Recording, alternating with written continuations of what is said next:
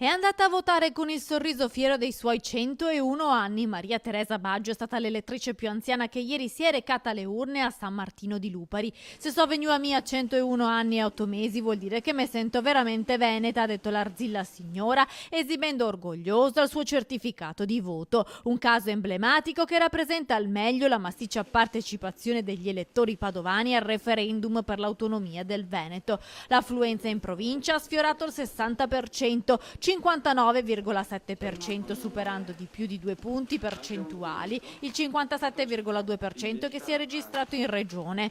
Alle urne si sono recati ben 450.369 elettori, inequivocabile il risultato allo spoglio, il sì ha trionfato con il 98% di voti, il no il 2%.